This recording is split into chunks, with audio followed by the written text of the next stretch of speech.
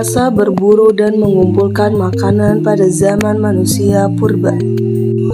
Berikutnya kita akan membahas tentang corak kehidupan sosial.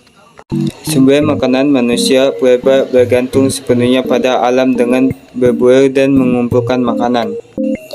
Hal ini karena pada masa ini hewan dan tumbuhan telah hidup merata di bumi, di mana kala Pliocene sampai Holocene merupakan masa puncak perkembangan hewan menyusui. Maka berburu hewan menjadi aktivitas pokok untuk bertahan hidup. Hewan-hewan yang diburu antara anak rusa, kuda, babi hutan, kijang, kerbau, kera, gajah, dan kuda nil.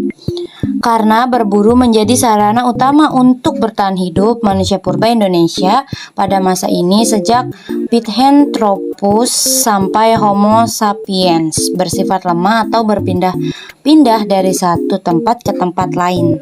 Manusia purba tersebut tinggal di kawasan yang berupa padang rumput dengan semak belukar dan hutan kecil di sekitarnya.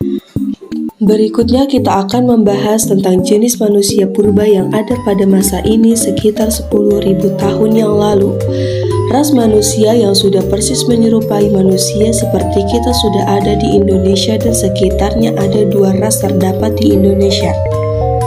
Pada permulaan periode yaitu ada ras Austromelanesoid dan ras Mongoloid.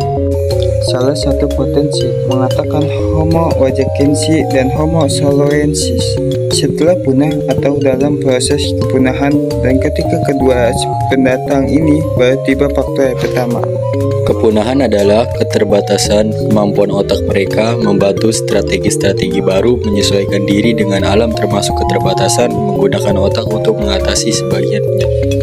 Sedangkan ras Austromelanesoid diyakini sebagai keturunan Pareto-Australoid yang berpindah dari sekitar Laut Tengah dan tinggal di India pada saat bangsa Dravida datang ke India.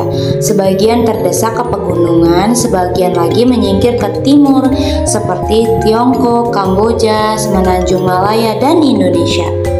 Ras yang masuk dalam kelompok ini adalah bangsa-bangsa Ilang di Kamboja, Mio, Seiyu, Candi Tiongkok di Semenanjung Malaya.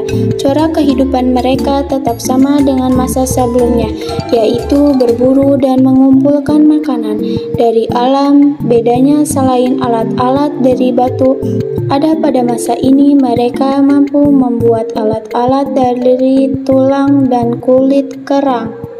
Faktor-faktor alam seperti iklim, kesuburan tanah, keadaan binatang amat berpengaruh serta melakukan cara hidup mereka sehari-hari.